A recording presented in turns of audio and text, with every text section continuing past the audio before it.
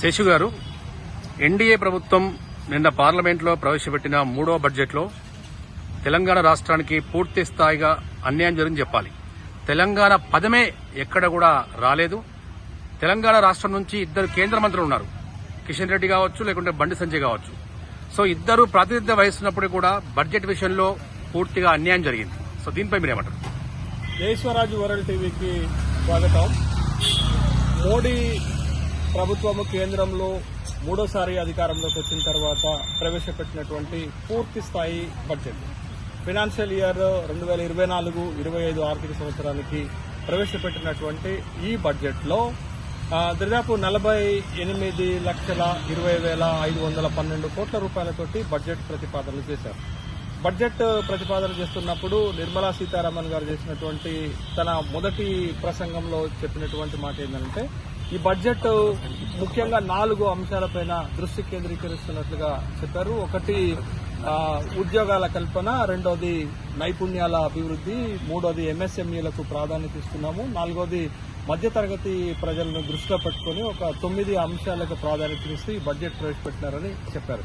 చెప్తున్నటువంటి క్రమంలో ఎక్కడ కూడా నిర్మలా సీతారామన్ గారు తెలంగాణ ప్రస్తావన బడ్జెట్లో తేలేదు అనేటటువంటి విషయం చాలా స్పష్టమైంది. అయితే బడ్జెట్ ప్రవేశపెట్టిన తర్వాత తెలంగాణ ప్రజల నుండి, తెలంగాణ ప్రభుత్వం నుండి, రాజకీయ పార్టీ నుండి వస్తున్నటువంటి ప్రధానమైనటువంటి ఆరోపణలు, కామెంట్స్ ఏంటి అనంటే, ఈ బడ్జెట్ కేంద్ర ప్రభుత్వం ప్రవేశపెట్టినటువంటి ఈ బడ్జెట్ తెలంగాణని పూర్తి స్థాయిలో విస్మరించింది. మరి ముఖ్యంగా తెలంగాణ ముఖ్యమంత్రి రేవంత్ రెడ్డి గారు చెప్తున్నటువంటి మాట ఏంటి అనంటే, తెలంగాణ పదాన్నే ఉచ్చరించడానికి నిర్మలా సీతారామన్ గారు ముందుకు రాలేదు. మొత్తం బడ్జెట్ ప్రసంగంలో ఎక్కడ కూడా తెలంగాణ ప్రస్తావన చేయలేదు. తర్వాత తెలంగాణ వికసిత్ భారత్ లో భాగం కాదా అనేటటువంటి ప్రశ్నలను తీసుకొచ్చారు. ఈ బడ్జెట్ ప్రవేశపెడుతున్నప్పుడు నిర్మలా సీతారామన్ గారు చెప్పినటువంటి మరొక మాట ఏంటి అనంటే, ఈ బడ్జెట్ వికసిత్ భారత్ నిర్మాణానికి ఒక రోడ్ మ్యాప్ లాంటిదని చెప్పారు. కాబట్టే తెలంగాణ ముఖ్యమంత్రి చేస్తున్నటువంటి విమర్శ ఏంటంటే, మరి వికసిత్ భారత్ లో తెలంగాణ భాగస్వామ్యం కాదా, తెలంగాణకు ఎందుకు మీరు? అయితే ఇక్కడ బడ్జెట్ మొత్తంలో కూడా అటు ఆంధ్రప్రదేశ్ కి, బీహార్ కి, అస్సాంకి పెద్ద ఎత్తున ప్రాధాన్యత కల్పించారు. పెద్ద ఎత్తున నిధులను ఇస్తామనేటటువంటి హామీలను ఇచ్చినటువంటి సందర్భంలో తెలంగాణను ఎందుకు విస్మరించారు అనేటటువంటి ప్రశ్నలు ఇటు తెలంగాణ ప్రజల నుండి, ప్రభుత్వం నుండి వస్తుంది. బడ్జెట్ ప్రవేశపెట్టడానికి ముందు తెలంగాణ ప్రభుత్వము రేవంత్ రెడ్డి గారు 3 సార్లు ఢిల్లీకి వెళ్లి తెలంగాణ ప్రతిపాదనలను అటు ఆర్థిక మంత్రి ముందు, ప్రధానమంత్రి ముందు, హోంమంత్రి ముందు ఉంచినప్పటికీ కూడా ఏ ప్రతిపాదనను పరిగణలోకి తీసుకోలేదు. ఆంధ్రప్రదేశ్ క్యాపిటల్ కట్టుకోవడానికి 15,000 కోట్లు ఇస్తామని చెప్పారు. ఆంధ్రప్రదేశ్ లో వెనుకబడిన 8 జిల్లాలకు నిధులు ఇస్తామని చెప్పారు. పోలవరం కట్టడానికి మేము సహాయం చేస్తామని చెప్పారు. ఆంధ్రప్రదేశ్ లో తర్వాత ఎకనామిక్ కారిడార్లను పెట్టుకోవడానికి అనుమతులు ఇస్తామని చెప్పారు. బీహార్కి అయితే 26,000 కోట్ల రూపాయలు నిధులు ఇవ్వడానికి ముందుకొచ్చినటువంటి సందర్భం ఉంది. అస్సాంకు కూడా అదే విధమైనటువంటి ప్యాకేజ్ ఇవ్వడానికి సిద్ధపడినటువంటి కేంద్ర ప్రభుత్వము బడ్జెట్ లో ఆ ప్రస్తావన తీసుకొచ్చారు. మరి తెలంగాణ కూడా విభజిత రాష్ట్రమే కదా. ఆంధ్రప్రదేశ్ కి ఎంత ప్రాధాన్యత ఇచ్చారో తెలంగాణ కూడా అంతే ప్రాధాన్యత ఇవ్వాల్సినటువంటి అవసరం ఉంది కదా. ఆంధ్రప్రదేశ్ కి ఎంత ప్రాధాన్యత ఇచ్చారో తెలంగాణకు సంబంధించినటువంటి ప్రతిపాదనలు కూడా తీసుకురావాలి కదా. మరి ముఖ్యంగా తెలంగాణ ప్రభుత్వం ఇచ్చినటువంటి ప్రతిపాదనలో ఒక్క ప్రతిపాదన మాత్రం ఆమోదించి మిగతా వాటన్నిటిని ఎందుకు నిర్లక్ష్యం చేశారు? హైదరాబాద్ టు బెంగళూరు ఒక ఇండస్ట్రియల్ కారిడార్ తప్ప తెలంగాణకి ఈ బడ్జెట్ లో వనగూరినటువంటి ప్రయోజనం ఒకటి కూడా ఏం లేదు. ఇప్పుడు పోలవరానికి నిధులు ఇస్తామని చెప్తున్నటువంటి వాళ్ళు పాలమూరు రంగారెడ్డి ప్రాజెక్టుకు కూడా నిధులు ఇస్తామని ఎందుకు చెప్పలేకపోయారనేటటువంటి ప్రశ్నలు వస్తున్నాయి. జాతీయ విద్యా సంస్థలను నెలకొల్పడంలో ఎందుకు తెలంగాణ పట్ల వివక్షంగా చూపెడుతున్నారనేది ఐఐఎం కేటాయించమని బడ్జెట్ కు ముందే చెప్పారు. ఐటీఐఆర్ లాంటి కారిడార్ ఇవ్వమని అడిగాం, దాన్ని కూడా తీసుకురాలేదు. వరంగల్ లాంటి నగరంలో సైనిక్ స్కూల్ పెట్టమని చెప్పాం, దాని ప్రతిపాదన కూడా లేనటువంటి సందర్భం ఉంది. బయ్యారం ఇనుముకు పరిశ్రమ ప్రస్తావన లేనటువంటి సందర్భం ఉన్నది. గిరిజన యూనివర్సిటీకి అయితే ఓటాన్ అకౌంట్ బడ్జెట్ లో 2 రాష్ట్రాల్లో ఉన్నటువంటి గిరిజన యూనివర్సిటీకి 32 కోట్లు కేటాయించారు. కానీ ఇక్కడ ఆ ప్రస్తావన గిరిజన యూనివర్సిటీకి సంబంధించినటువంటి ప్రస్తావన తీసుకురాకపోవడం అన్యాయం జరిగింది అనేటటువంటి విషయాలు వస్తున్నాయి. రైల్వే ప్రాజెక్టుల పరంగా కూడా అన్యాయం జరిగింది. కాజీపేటకు కోచ్ ఫ్యాక్టరీ ప్రస్తావన లేదు, కాజీపేట రైల్వే డివిజన్ ప్రస్తావన లేదు. ఓటాన్ అకౌంట్ బడ్జెట్ లో కాజీపేటలో నిర్మాణం అవుతున్నటువంటి రైల్వే మ్యానుఫ్యాక్చరింగ్ యూనిట్కి 150 కోట్లు కేటాయించారు. ఈసారి ఆ ప్రతిపాదనలు అడ్రస్సే లేకుండా పోయినటువంటి సందర్భం ఉన్నది. కాబట్టి ఈ తెలంగాణ రాష్ట్రం ఇచ్చినటువంటి ఏ ప్రతిపాదనలు కూడా అటు రీజనల్ రింగ్ రోడ్డుకి నిధులు ఇవ్వమని అడిగాం, తర్వాత హైదరాబాద్ కి కృష్ణా జలాలు తీసుకురావడానికి నిధులు ఇవ్వమని అడిగాం, మూసీ రివర్ ఫ్రంట్ ని ప్రక్షాళన చేయడానికి నిధులు ఇవ్వమని అడిగాం.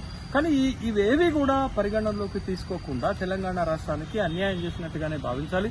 తెలంగాణకే కాదు, తెలంగాణ ప్రాంతంలో ఉన్నటువంటి కీలకమైనటువంటి ప్రాంతమైనటువంటి వరంగల్కి సంబంధించినటువంటి ప్రతిపాదనలు కూడా ఎక్కడా కూడా మనకి కనపడలేదు. తర్వాత హైదరాబాద్ లో ఉన్నటువంటి ఐఐటికి 122 కోట్ల రూపాయలు మాత్రమే కేటాయించారు. సింగరేణికి 1600 కోట్ల రూపాయలు మాత్రమే కేటాయించినటువంటి సందర్భం ఉంది. అంటే కేటాయించిన వాటిల్లో కూడా అన్యాయం జరిగింది.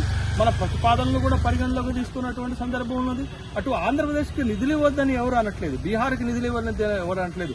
కానీ తెలంగాణ కూడా ఒక విభజిత రాష్ట్రమే కదా, తెలంగాణ ప్రతిపాదనలు ఎందుకు పరిగణలోకి తీసుకోలేదు అనేటటువంటి అభిప్రాయాలు వ్యక్తమవుతున్నాయి. అదేవిధంగా తెలంగాణకు సంబంధించినటువంటిది కేంద్ర ప్రభుత్వ పన్నులలో తెలంగాణ వాటా పెరిగింది అంటున్నారు. 3,000 కోట్ల రూపాయలు పెరిగిందంటే కేంద్రానికి వచ్చేటటువంటి పన్నుల శాతం పెరిగింది, పన్నుల నెట్వర్క్ పెరిగింది. కాబట్టి అదే రేషియోలో తెలంగాణకు వచ్చేటటువంటి కేంద్రం పన్నుల వాటాలో తెలంగాణకు వచ్చేటటువంటి వాటా కూడా పెరిగినటువంటి విషయాన్ని మనం చూడాలి. అంటే కేంద్రము ఒక రాష్ట్రానికి బడ్జెట్ పెట్టదు అనేటటువంటి అభిప్రాయాలు వ్యక్తమవుతున్నాయి. కానీ కేంద్రము తెలంగాణ రాష్ట్రానికి బడ్జెట్ పెట్టదు. కానీ తెలంగాణ లాంటి ఒక విభజిత రాష్ట్రం, వెనుకబడినటువంటి రాష్ట్రాలకు విభజన చట్టంలో పొందుపరిచినటువంటి హామీలను నెరవేర్చాల్సినటువంటి బాధ్యత ఉంది. ఆ ప్రతిపాదనను పరిగణలోకి తీసుకోవాల్సినటువంటి బాధ్యత ఉంది. అక్కడ తెలంగాణకు అన్యాయం జరిగింది అనేటటువంటి విషయాలు చెప్పి ఇవాళ ప్రధానమంత్రి ఆవాస్ యోజన కింద దేశవ్యాప్తంగా అందరికీ ఇళ్లు ఇస్తున్నారు, తెలంగాణకు కూడా ఇళ్లు ఇస్తారు. ప్రధానమంత్రి కిసాన్ సమ్మాన్ యోజన కింద దేశవ్యాప్తంగా రైతులకు పెట్టుబడి సాయం ఇస్తున్నారు, తెలంగాణలో ఉన్నటువంటి రైతులకు కూడా ఇస్తున్నారు. కొత్తగా ప్రత్యేకంగా తెలంగాణ వాటా ఎంత, ప్రత్యేకంగా తెలంగాణ ప్రతిపాదనల యొక్క అప్రూవల్స్ ఏంటి అనేటటువంటి ప్రశ్నలకి ఇవాళ కేంద్ర ప్రభుత్వం సమాధానం చెప్పాలి.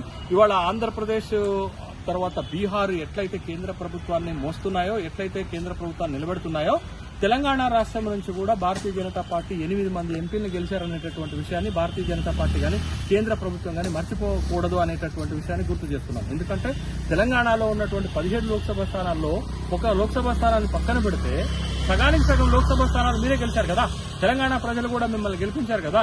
మరి గెలిపించినటువంటి తెలంగాణ ప్రజలకు బడ్జెట్లో అన్యాయం చేయడం ఎంతవరకు సహజ న్యాయం అనేటటువంటి ప్రశ్నలు తలెత్తుతున్నాయి. కాబట్టి ఇప్పటికైనా బడ్జెట్లో తెలంగాణకు జరిగినటువంటి అన్యాయాన్ని రివైజ్డ్ బడ్జెట్లో సరిదిద్దాల్సినటువంటి బాధ్యత నిర్మలా సీతారామన్ గారి పైన, ప్రధానమంత్రి నరేంద్ర మోడీ పైన ఉన్నదనేటటువంటి విషయాన్ని మనం గమనించాలి. ఏది ఏమైనా 2024-25 కేంద్ర ప్రభుత్వ బడ్జెట్లో తెలంగాణకు అన్యాయం జరిగింది. ఆంధ్రప్రదేశ్కి ప్రాధాన్యత ఇస్తున్నటువంటి క్రమంలో తెలంగాణకు కూడా అంతే ప్రాధాన్యత ఇచ్చి 2 రాష్ట్రాలకు ఉన్నటువంటి విభజన చట్టంలో హామీలను 2 రాష్ట్రాలని ఒకే విధంగా చూస్తే బాగుండేదే. కానీ వికసిత్ భారత్ బడ్జెట్ వివక్షతాపూరితమైనటువంటి బడ్జెట్గా, ముఖ్యంగా తెలంగాణ పైన వివక్షత చూపించినటువంటి బడ్జెట్గా అనేక రకాలైనటువంటి విమర్శలు వస్తున్నాయి, అభిప్రాయాలు వస్తున్నటువంటి సందర్భంలో కేంద్ర ప్రభుత్వము తెలంగాణ రాష్ట్రానికి జరిగినటువంటి అన్యాయాన్ని సరిదిద్దాలని డిమాండ్ చేస్తున్నాం.